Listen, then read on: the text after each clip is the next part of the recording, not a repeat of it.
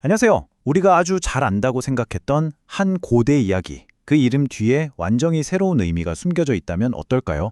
어쩌면 성경의 첫 번째 책 제목이 사실은 그 본질을 가리는 오역일 수 있다는 꽤 도발적인 생각에서 한번 시작해 보겠습니다. 자, 바로 한번 파고들어 보죠. 이 고대 문헌 전체를 보는 우리의 관점을 완전히 뒤바꿀 수도 있는 아주 근본적인 질문 하나를 던져볼게요. 우리가 너무나 당연하게 여겼던 창세기라는 이 이름이 사실은 거대한 오해에서 비롯된 거라면요? 우리 모두가 아는 창세기, 영어로는 제네시스라고 하죠. 이 이름은 사실 그리스어 번역본에서 온 거예요. 하지만 원본인 히브리어 성경의 원래 제목은 훨씬 단순했습니다. 그냥 책의 첫 단어, 베레시트, 태초에라는 뜻이죠. 근데 진짜 재밌는 건 지금부터입니다. 이 책의 진짜 주제를 여는 열쇠가 그 유명한 첫 구절에 있는 게 아니라 조금 더 뒤에 숨어 있다는 거죠. 네, 바로 창세기 2장 4절. 여기에 모든 단서가 있습니다. 자, 그럼 이 단 하나의 구절이 어떻게 이 책 전체의 의미를 180도 바꾸는 열쇠가 되는지 그 비밀을 같이 한번 파헤쳐 보겠습니다. 핵심 단어는 바로 이겁니다. 톨도트. 이 단어는 우리가 생각하는 것처럼 단 한 번의 창조 이벤트를 뜻하는 게 아니에요. 오히려 계보, 그러니까 계속해서 낳고 이어지고 또 낳는 그런 연속적인 과정을 의미합니다. 바로 이 구절 때문에 기원, 즉 창세기라는 이름이 붙게 된 건데요. 근데 원어의 진짜 의미를 살려서 보면 이야기는 어떤 시작점에 대한 게 아니라 끝없이 이어지는 혈통과 계보에 초점을 맞추고 있다는 게 훨씬 명확해집니다. 그리고 여기서 정말 소름 돋는 연결고리가 보입니다. 신약 성경의 시작도 정확히 똑같은 개념, 바로 계보로 시작하거든요. 이건 마치 성경 전체가 사실은 하나의 거대한 혈통과 계보에 대한 이야기라고 암시하는 것 같지 않나요? 자, 그럼 이 책이 계보에 대한 이야기라면 우리가 철석같이 믿어왔던 그 창조라는 개념은 대체 어떻게 달라지는 걸까요? 핵심은 바로 이거예요. 우리의 관점이 한 번에 짠 하고 만들어진 단일 사건에서 지금도 계속되고 있는 역동적인 과정, 하나의 긴 여정으로 바뀐다는 겁니다.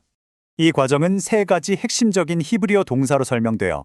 첫째, 바라, 즉 생명을 낳고. 둘째, 태어난 생명을 아사, 즉 정성껏 양육하고. 마지막으로 성숙한 형태로 야찰, 즉 아름답게 빚어가는 하나의 긴 여정인 거죠. 그리고 실제로 창세기 5장을 보면 이 표현이 정확히 나옵니다.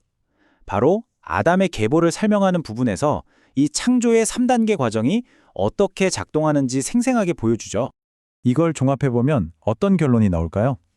어쩌면 하늘과 땅의 계보라는 건 우주 창조에 대한 과학 보고서가 아니라 바로 우리 인류의 영적인 성장과 발전에 대한 깊고 아름다운 은유였던 겁니다. 자, 그럼 이 은유적인 표현 방식을 이해하는 게 왜 그렇게 중요할까요? 이제 이 고대 이야기 속에 숨겨진 문학적인 천재성을 발견해 볼 시간입니다. 여기서 우리는 아주 중요한 질문과 마주하게 됩니다. 이 이야기들 과연 역사 교과서처럼 글자 그대로 읽어야 할까요? 아니면 그 이상의 무언가가 있는 걸까요? 고대인들은 이야기를 두 가지 차원에서 이해했어요. 겉으로 드러나는 이야기의 형식, 이걸 미토스라고 하고요. 그 안에 숨겨진 깊은 진리, 이걸 로고스라고 합니다. 중요한 건 이야기라는 껍데기가 아니라 그 안에 담긴 핵심 메시지, 바로 로고스인 거죠. 생각해보세요. 인쇄술이 없던 시절에 이야기 말고 다른 방법이 있었을까요? 이야기는 단순한 오락거리가 아니었습니다. 삶의 지혜와 깊은 진리, 즉 로고스를 다음 세대로 전달하는 가장 강력하고 유일한 수단, 즉 뮤토스였던 거예요.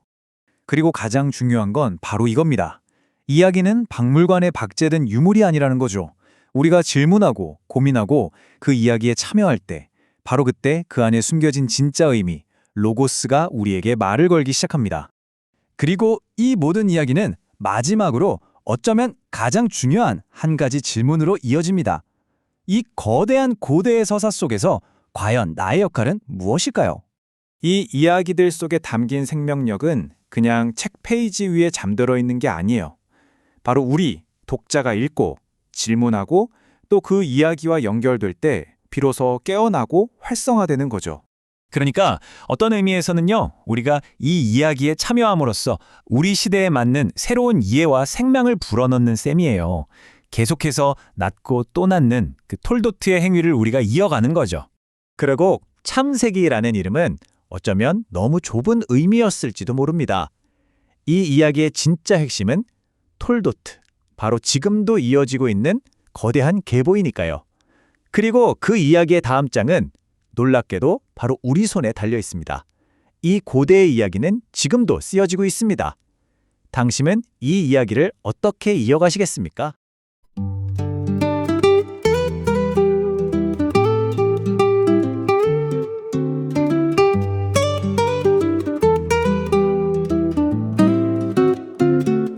에덴의 이야기 과거 신화가 아니야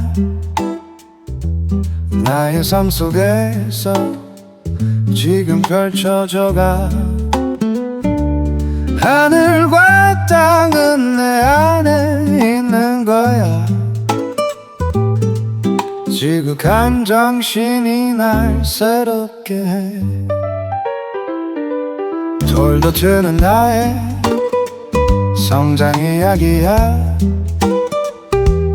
영원히 영혼을 맺는 과정이야 하나사야 차례 단계를 걸어 내 안에 하나님 모습을 담아 숭배를 넘어 믿음으로 나아가 마음을 열어 지극한 나를 봐 나는 아담 나는 주인공이야 에덴의 이야기 내게 펼쳐져 날마다 새로운 전신 태어나 내 삶으로 완성될 이야기야 해석자의 연성 깊이만큼 보여 로고스의 진리 내게 스며들어 수동적 읽기를 내모서 생명의 숨결을 불어넣어 숭배를 넘어 믿음으로 나아가 마음을 열어 지극한 나를 봐 나는 아담 나는 주인공이야 에덴의 이야기 내게 펼쳐져 날마다 새로운 전신 태어나 내 삶으로 완성될 이야기야